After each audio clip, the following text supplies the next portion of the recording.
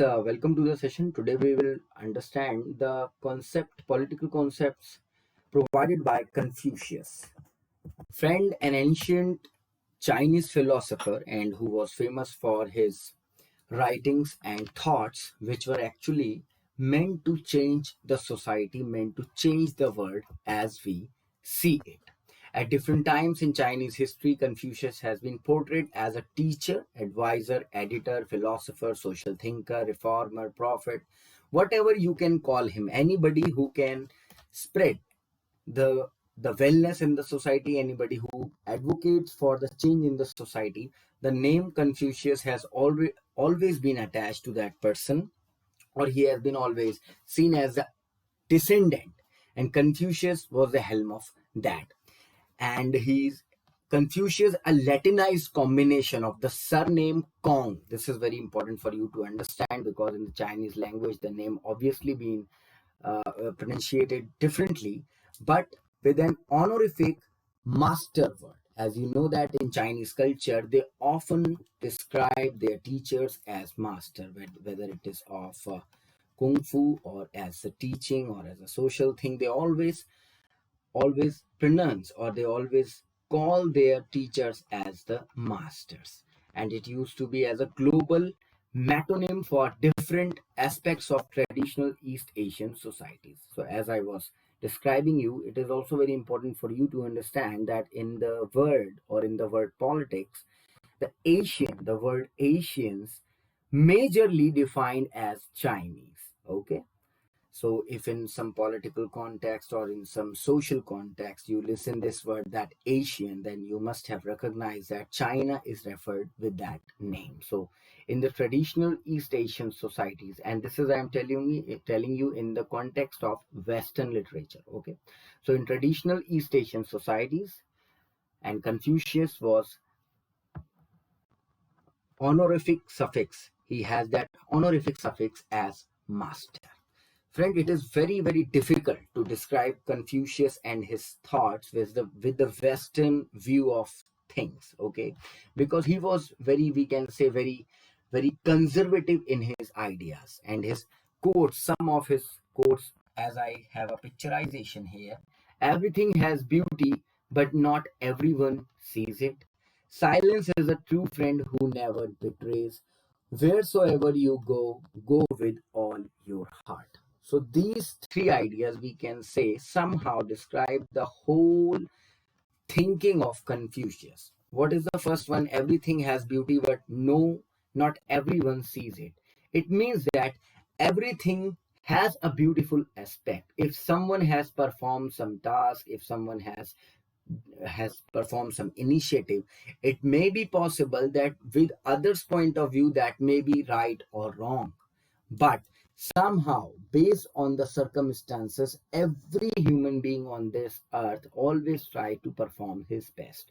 So this is a way to look at the things, and this is very helpful while building a society. Second, silence is a true friend who never betrays. It means that when you start to expect the things from others, then you always got disappointed. Suppose the government and the citizen relationship. This is very important for you to understand that every in the democratic idea of governance, every government try to, we can say, try to satisfy the needs of their citizens to their best. But because of those wants get fulfilled, those citizens always aspire for something more, and no government can fulfill the wishes of their citizen universally. Okay, then the citizens themselves somehow develop that feeling of anti-incumbency. So for from a leader point of view or from a citizen point of view, it is very important for you to understand that nothing is absolute, nothing is universal. Everybody has to adjust somewhere. Now, the third being, wheresoever you go, go with all your heart. This nature is open to all of us equally. Everybody has the equal time stamp, everybody has the equal resources, everybody has the same word. But it's up to you that how you aspire to that word. So, friends, these were some Confucius quotes which can be very helpful Now, the quotes of Confucius on political science, or we can say on governance. No ruler able to claim the mandate of heaven. Government and society in China were grounded in the Confucian philosophy. It is very important for you to understand that in China, very much of the governance is solely based on the ideas provided by the Confucius. Okay, so what are those ideas? That there was a basic order in the universe and a natural harmony linking men, nature, and the cosmos. Cosmos is referring to the heaven, the greater world, we can say. It also held that man was nature, a social being, and that the natural order of the universe should be reflected in human relations. Somehow we can say that whatever the relationship between a human and a nature, or between the different aspects of nature, the same relationship reflects between the humans also. That how much humans depends on nature for, say, water, for, we say, energy, for what we say, food. That is how much also the human depends on themselves, because of if a human has everything available, every available resources in the world, but he do not have a companionship, he do not have relationship, he do not have a society, he or she do not have a society, then the cycle of society cannot go on. Okay, and if there is no society, there is no governance. If there is no governance, there is no ruler, the citizen, the whole setup will demolish. The family unit was seen as the primary social unit. Okay, it is a very basic idea that family is the primary social unit. From family becomes, we can say, a smaller society or a bunch of people. Those bunch of people may be possible different in ethical ideas, different in their ideologies, different in their ethnic, they may have ethnic diversities, but somehow they build the society. And what is the basic essence for building the society is that the adjustment and helpfulness to each other. So these were the basic ideas that Confucius, actually these were not a new ideas. The ideas were lying there, but somehow Confucius was able to connect those basic natural ideas towards the building of society. And because these ideas are very ancient in nature, because they are from the very first ideas in the areas of social sciences, that is why they are important. Now, Confucius said, he who learns but does not think is lost. He who thinks but does not learn is in danger. So these are some, we can say, the philosophical aspect of Confucius. Now, the fundamental relationships. It is very important for you to understand from your exam point of view that if the examiner asks you who propounded the fundamental relationship ideas in the society, then the name is Confucius. And what are those fundamental relationships? Sovereign subjects. It means the relationship between a sovereign country and its citizens. Then the husband wife, parent child, elder brother, younger brother, and friend. So almost Confucius all covered all the basics and relationships those exist in this world. And because these are five fundamental relationships according to Confucius, so it may be very helpful for us to understand that if you have a very good friend, then you are not doing anything wrong. This is something we can say propounded by Confucius. Everybody need a friend. Everybody need siblings. Everybody need parents. Every parent need a child. Everybody need a lifetime companion. And all these subjects needs a country to live in. And that country to be get existed needs its citizens, or we can say the subjects. So that is how we can somehow, we can say, describe the ideas of Confucius, that how basic they were in their nature. Now comes the next thing, very important, moral perfectibility, moral role of government and the perfectibility of men. If power, prestige, and wealth were taken as the standards of achievement, Confucius would hardly be considered to have been a success in his whole lifetime.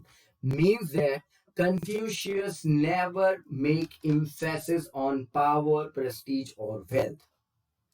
Social influence, or we can say the social values or the ethical values, are of much more importance to Confucius. He always emphasized that it is very important to have a strong society, not a wealthy society. Okay. When we want to know that Confucius said, we turn to a small book that and how these ideas of Confucius get collected. Then the name is that obviously that would be a Chinese name, Lun Li, or in English it is translated as Analects. Okay, meaning selection or choice. And somehow the ideas of Confucius are related to the modern Indian ideas, also the medieval Indian ideas and the ancient Indian ideas. Not only Indian but medieval European ideas. Likewise, in my previous lecture, I described Mary Wollstonecraft, the views Mary Wollstonecraft have about women and the empowerment of women from a new perspective, while giving a moral responsibility to men, that she actually provided that it is the moral responsibility of women to empower, moral responsibility of men to empower the woman. That is how it is the moral role of government, so that it may provide such opportunities so that every individual may get a chance to develop him or herself. The ideas of Confucius are collected as analects, meaning selection or choice. Very important for you. Now, according to Confucius, what is governance? Belief in the innate goodness. From the very first slide, I am again reiterating that for Confucius, it is the innate goodness, the moral values. The ruler's main function in the Confucian state was to educate and transform the people, not to provide people opportunities to get them rich, to get them wealth or something else. The main responsibility was to educate people and transform the people. And these ideas are somehow in congruence with the ideas of Bhimrao Ambedkar also. Dr. Ambedkar also emphasized that if you want to empower someone, educate him. Okay. So this was ideally accomplished by not legal regulation or coercion or applying force, but it was a personal rule and moral example by which an emperor can set examples for his citizen to follow. Okay. Confucian political theory emphasized conflict resolution through mediation rather than through the application of abstract rule or to establish right and wrong in order to achieve social harmony. Actually, we can say the Confucian state is more of a type of organic state. It do not have rules, it do not have police, it do not have force, it do not have any coercion on the people. Rather, setting up the things by setting up an example, and by this example thing you must be having a name coining in your mind. M.K. Gandhi, Mohandas Karamchand Gandhi also emphasized this. If you want to change someone, first you have to follow those things so that others can follow you. So you must have seen these all great people have many things in common. Okay. So friends, I will left you here, and that's all for the lecture with a very fine Confucian quote: better a diamond with a flaw than a pebble without. And I am leaving you with this note, and I expect from all of you to go and dig in these lines, that what is the meaning of these lines. This is going to very helpful for in your career. Better a diamond with a flaw than a pebble without. Confucius. Thank you.